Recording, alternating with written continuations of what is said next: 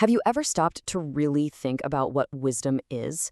Not just being smart, but true, deep wisdom. Today, we're going to explore that very question by diving into the essays of Xuefeng. It's a journey that really challenges how we see the world, and maybe how we see ourselves. So, first things first, we've got to separate two ideas that get tangled up all the time: knowledge and wisdom. According to Xuefeng, knowledge is all the stuff we collect from the outside. It's facts, it's experience, it's data.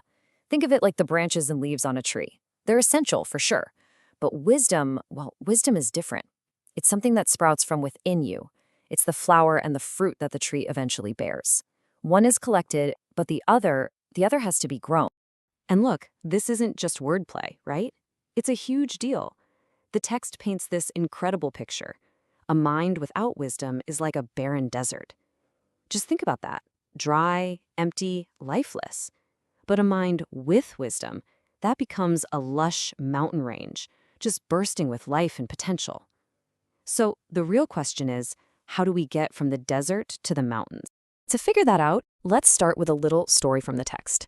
It's called The Parable of the Stone, and it's this perfect illustration of the very first step toward wisdom, which is all about challenging what we think is impossible. Okay, so picture this. There's this wide river, and on one side you have a totally barren desert. This is where generations of stones have lived. Pretty bleak existence. But on the other side, it's paradise. A green, lush meadow, just buzzing with life. And there's this one young stone that desperately wants to cross over. But there's a problem, a big one. All the old stones, the ones who hold all the conventional knowledge, they keep repeating the same thing over and over.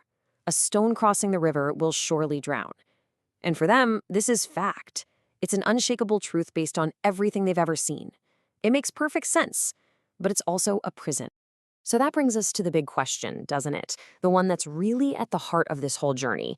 When every fact, every piece of evidence says you're going to fail, how can you make the impossible possible? And then, the breakthrough. Some boys show up at the river and they start skipping stones. And all of a sudden, the impossible is happening right in front of them.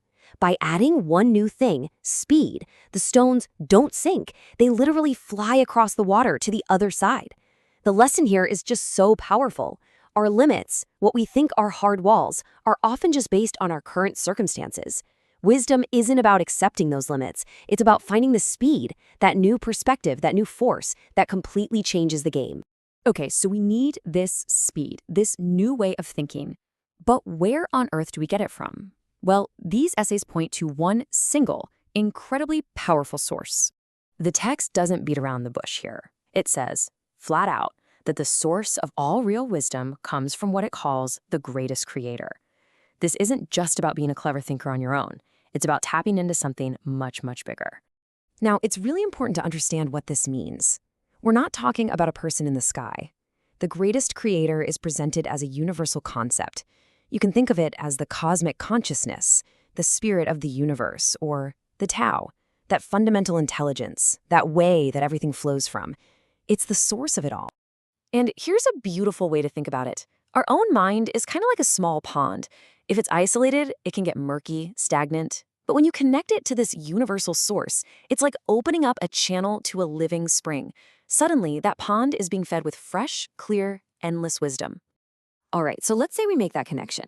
How does that actually change the way we live our lives? Well, it leads to what the text calls a spiritual life. And get this, it operates by a completely different set of rules than the normal, material world we're all used to. This is where everything you think you know gets flipped on its head. In our day-to-day world, right, if you give something away, you have less of it. Simple. But in the spiritual world, it's the total opposite. The more you give, whether it's love or energy or wisdom, the more flows back to you. The more you let go of, the more you actually gain. It's a paradox, but it's at the absolute core of living a life of wisdom. And this same kind of backward logic applies to what's going on inside our heads. A mind that's jam-packed with attachments, with worries and fears, it feels full, right? But in the end, it possesses nothing of real value. On the other hand, a mind that's empty, meaning it's free from all that clutter, that's where you find clarity and peace.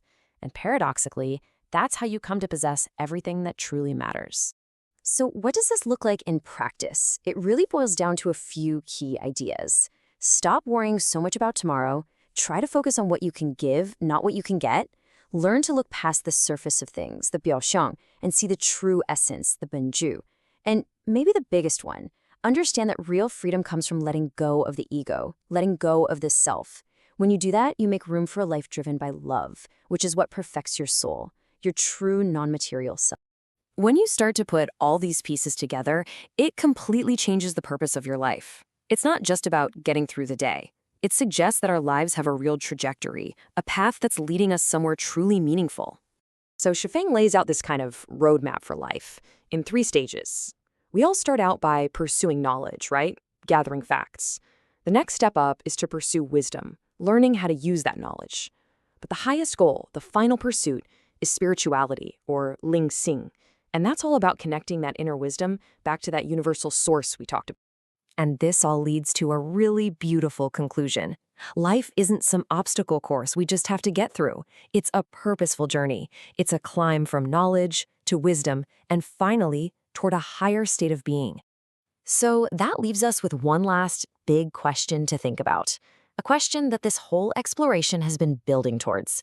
If your life really is a journey, what's your ultimate destination?